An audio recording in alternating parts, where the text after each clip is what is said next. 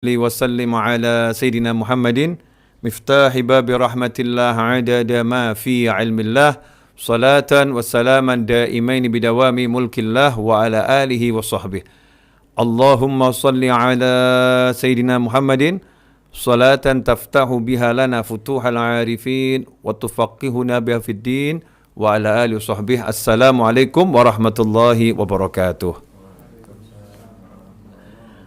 Alhamdulillah, sahabatku dimanapun antum berada, saya bersama Mas Agus Mazid, Mas Ahmad Anis, ya Mas Cahyo, kamera tolong diputar Mas Seto, Mas Cahyo ke kamera Mas Cahyo, ya Mas Juki, kemudian Mas Abdurrahman, ya ini semuanya Mas, ya, ini Mas Novel ya. Alhamdulillah kita lagi duduk di Raudhah The Cafe. Raudhah The Cafe ini maksudnya ruangan yang kita gunakan untuk syuting di Masjid Ar-Raudhah, tapi dengan konsepnya seperti di cafe ya. Ada buku, ada kopi ya. Lagi Mas Abdul Wahid lagi buat kopinya untuk kami. Pemirsa dimanapun antum berada, sahabatku yang dimuliakan Allah Ta'ala, kita akan ngobrol santai. Nah ini Mas Agus Mazid di sini cuma nemenin saya, dan Mas ini ngobrol tentang akhir zaman, ya tentang akhir zaman. Kita ini hidup di akhir zaman atau zaman yang terakhir.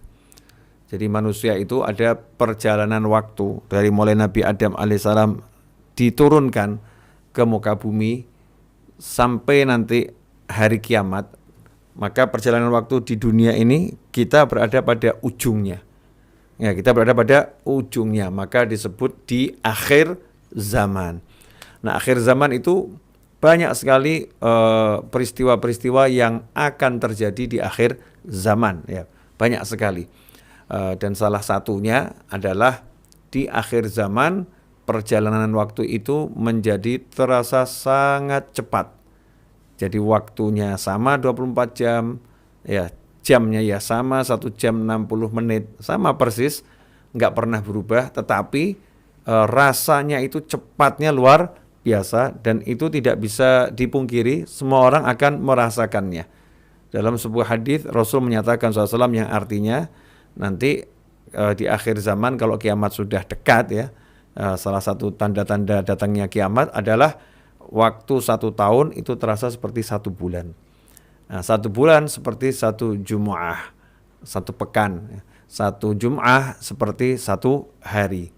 1 hari seperti kesa'ah, seperti 1 jam. Dan 1 jam itu seperti 1 detik. Seperti waktu menyalakan korek api itu. Terus, ya, cuman 1 detik. Jadi sangat cepat perjalanan waktu. Nah, kita di akhir zaman ini diberi oleh Allah Ta'ala banyak kemudahan. Ya, diberi banyak kemudahan. Alhamdulillah, termasuk di antara ketika kita bahas kemudahan, ya ini langsung kopinya datang. Ya, kopinya datang. Alhamdulillah. Ya, taruh aja di sini Mas Wahid, biar Mas Juki dan Mas Abdurrahman ini yang Mas Wahid tetap masih mau melayani. Masya Allah. Ini kopi buatan Mas Wahid ini istimewa, saudara-saudara. Yang tahu istimewa cuman yang di sini, ya, yang di sono belum, sahabatku yang dimuliakan Allah Ta'ala. Ya. Kemudian di akhir zaman ini punya banyak keistimewaan. Allah Ta'ala kasih kita banyak keistimewaan. Di antaranya keramatnya para wali. Yang dulu itu keramatnya para wali, maka di akhir zaman itu sama Allah Ta'ala dijadikan sebagai sesuatu yang bisa mirip-mirip ya, dinikmati oleh masyarakat. Untuk apa? Ya untuk memberikan kemudahan kepada masyarakat di akhir zaman, taat pada Allah Subhanahu wa Ta'ala. Kalau dulu para wali bisa melipat bumi, jadi ada ilmu namanya lipat bumi. Tayil Ard, salah satu wali Allah yang dikenal bisa melipat bumi, yaitu Yai Mangli rahimahullah. Ya, Mbah Yai Mangli rahimahullah ini termasuk seorang ulama yang dikaruniai Allah Ta'ala karomah, kekeramatan, bisa melipat bumi. Sehingga beliau menempuh perjalanan dari Salatiga sampai Jakarta, itu hitungannya cuman menit. Ya, naik mobil, ya ada yang nyupirin, ya nggak ada jalan tol waktu itu. Tahu-tahu sudah sampai Jakarta ya, Salatiga, Jakarta. Dan supirnya merasa nyupir biasa-biasa saja, toyil arad. Dan kita banyak baca dalam sejarah kehidupan para ulama. Nah, karena kita di akhir zaman ini banyak kelemahan dalam ibadah, banyak kelemahan dalam taat sama Allah Ta'ala, maka Allah jadikan karomah itu ya di zamannya para wali sekarang diberikan kepada masyarakat umum dalam bentuk teknologi. Ya, kita dikasih pesawat terbang, walaupun nggak bisa menyamai karomahnya para wali. Terbang dari Solo ke Jakarta 60 menit. Semakin hebat pesawatnya akan semakin cepat dengan izin Allah Subhanahu wa Ta'ala. Termasuk juga diantaranya live streaming. Jadi live streaming ini adanya di akhir zaman secara teknologi. Tapi kalau karomah sejak zaman Nabi Muhammad SAW, kita lihat termasuk mukjizatnya Rasulullah SAW. Ketika baginda Muhammad SAW itu lahir, ketika Rasulullah lahir, maka dari ruangan kelahiran Nabi Muhammad SAW memancar cahaya Rasulullah SAW, yang cahaya itu membuat wanita-wanita yang membantu persalinan ibunda Nabi Muhammad SAW, saat itu di antara ibunya Abdurrahman bin Auf radhiyallahu taala anhu, Sayyidah Syafa mengatakan, saya melihat ya kerajaan dari yang ada di Busra itu kelihatan di depan mata dari kamar kelahiran Nabi Muhammad SAW. Jadi live streaming, tampak nyata di depan mata, tanpa kamera, tanpa teknologi, tapi pakai cahaya Nabi Muhammad SAW. Kemudian kita juga melihat Sayyidina Umar bin Khattab radhiyallahu taala anhu lagi khutbah Jumat, ya bisa mengatur pasukan perang yang lagi bertempur jarak 500 kilo, ya, jarak 500 kilo. Ya Sariyatul Jabal, wahai Sariyah ke atas gunung, wahai Sariyah ke atas gunung. Nah, itu dulu wujudnya karomah para sahabat. Sama Allah Ta'ala kita dikasih teknologi, ilmunya diwujudkan dalam bentuk teknologi. Mirip-mirip, tapi jauh berbeda, yaitu dengan live streaming semacam ini. Jadi di manapun kita berada, kita bisa melihat saudara kita dengan video call, ya, dengan sarana yang namanya handphone, dengan sarana namanya handphone, bisa. Nah, ini akhir zaman. Nanti di akhir zaman Nabi kita Muhammad SAW telah menyebutkan 1400 tahun yang lalu tanda-tanda kiamat kalau sudah semakin dekat itu, di antaranya di kota atau di Jazirah Arab, ya, di Jazirah Arab, di Mekah, Madinah, nanti akan saling lomba-lomba tinggi-tinggian bangunan, saling meninggikan bangunan. Yang mana dulu biasanya bangunan itu cuma lantai 1, lantai 2. Tapi 1400 tahun yang lalu Rasulullah SAW telah menyatakan nanti akan saling meninggikan bangunan orang-orang di akhir zaman tuh. Subhanallah, sallu ala nabi Allahumma shalli alaihi. Maka kita lihat di akhir zaman itu gedung-gedung pencakar langit. Yang tadinya perkampungan sekarang jadi apartemen. Ya, jadi apartemen. Yang tadinya rumah itu melebar jadi rumah itu meninggi. Itu semua sudah disampaikan oleh baginda Muhammad sallallahu alaihi wasallam di akhir zaman. Nah, lantas bagaimana sikap kita seorang muslim, apalagi mas-mas nih yang masih muda nih ya, di akhir zaman menghadapi tantangan zaman. Maka dalam berdakwah kita harus inovatif, ya, harus inovatif. Saya masih ingat ayahnya Habib Ali bin Muhammad bin Husin al-Habsyi. Habib Ali al-Habsyi itu pengarang Maulid Simtud Duror. Itu salah satu karya beliau yang fenomenal dan tersebar luas ke seluruh penjuru dunia. Punya ayah namanya Muhammad bin Husin, Habib Muhammad bin Husin al-Habsyi, yang merupakan ayah daripada salah satu gurunya Mbah Hasyim Asy'ari.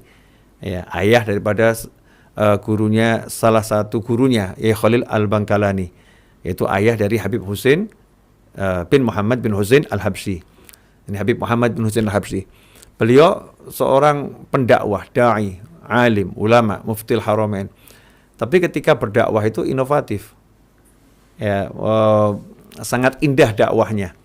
Sampai-sampai diceritakan beliau itu metode dakwahnya adalah mendatangi objek dakwah tanpa mengganggu dan yang didatangi tidak terasa kalau didatangi. Ya, mendatangi objek dakwah tanpa mengganggu dan yang didatangi tidak merasa didatangi. Bagaimana itu? Habib Muhammad bin Husain Al-Habsyi karena pada akhir hidupnya ditugaskan oleh gurunya untuk berdakwah di Mekah Al-Mukarramah, maka beliau diperintahkan gurunya untuk berdakwah bukan hanya mengajar di Masjidil Haram atau di kediaman beliau, tapi diperintahkan untuk berdakwah ke pelosok, keluar dari tapal batas kota Mekah, keluar ke pedalaman yang tidak tersentuh, ya tidak tersentuh, keluar ke sana, ke perkebunan-perkebunan. Ya, menariknya beliau mengajak beberapa orang murid beliau. Jadi ini sang ulama ngajak beberapa muridnya untuk pergi ke kebun-kebun. Bukan untuk meminta orang meninggalkan pekerjaannya, ya, tetapi menggantikan orang-orang yang lagi bekerja tadi agar semuanya istirahat, murid-muridnya yang bekerja. Jadi masuk perkebunan, kemudian mengatakan, ini muridnya ahli semua, ahli bercocok tanam. Kalian istirahat, biar murid-murid saya yang bekerja. Kalian duduk bersama saya, yuk minum teh, ya, sambil makan seadanya. Jadi bawa makanan, bawa minumannya itu bukan bawa teh di poci, di termos, enggak ya. Tapi tehnya semua dibuat di situ. Jadi bawa barista teh itu. Apa tuh barista teh namanya itu, Mas Agus ya? Barista teh. Dibawa tehnya masih mentah, belum dimasak gitu ya. Peralatannya lengkap dibawa, kemudian mulai di situ. Dimasak air, kemudian dibuat tehnya, kemudian kita bisa bayangkan kambing guling, ya. Indah ya, prosesnya juga indah, aromanya asyik. Nah di situ sambil ngobrol nunggu semua ini jadi. Kemudian murid-muridnya bekerja menggantikan profesi dari yang didakwahi. Sehingga yang didakwahi tidak merasa lagi didakwahi, lagi diceramahin, enggak. Jadi ngobrol bareng, santai, kemudian minum teh, makan bersama, kerjaannya tidak diganggu. Kerjaannya tetap selesai, kemudian dapat ilmu. Itu yang dilakukan oleh Habib Muhammad bin Husain Al-Habsyi, inovatif. Jadi mendatangi objek dakwah, yang didatangi tidak merasa kalau akan didakwahi. Rasanya diajak makan. Nah itu 150 tahun yang lalu kurang lebih 150 tahun yang lalu. Lantas bagaimana dengan kita sekarang di negara yang Masya Allah mayoritas umat Islam ya, umat Islamnya sangat besar, kemudian teknologi sangat maju. Bagaimana kita bisa mendatangi, tapi yang didatangi tidak merasa didatangi. Salah satunya adalah yang saat ini sedang kami lakukan. Nah, cuman masalahnya saya nggak bisa nyuguhin kopi, nggak bisa nyuguhin kopi. Tapi saya ngajak ngopi antum semua di rumah masing-masing, ngopi sambil meluangkan waktu di antara maghrib dan isya. Kita cari ilmu, ya beberapa saat, mungkin cuma berapa menit, tapi insya Allah barokah. Kita sudah tanpa terasa kita mengenang kehidupan seorang ulama, kemudian kita melihat bagaimana semangatnya untuk menyampaikan kebaikan ya, dengan apapun yang dimiliki. Nah, ikhwani rahimakumullah, insyaallah obrolan ini akan kita sambung lagi nanti ya, jam 8 atau jam setengah 9 malam, karena di Solo udah masuk waktu Isya. Nah, kita mau siap-siap sholat Isya, dan saya akan minum kopinya. Jazakumullah khairan. Walafu minkum wassallallahu alaihi Muhammadin wa alihi wasallam walhamdulillahi rabbil alamin. Wassalamu alaikum warahmatullahi wabarakatuh.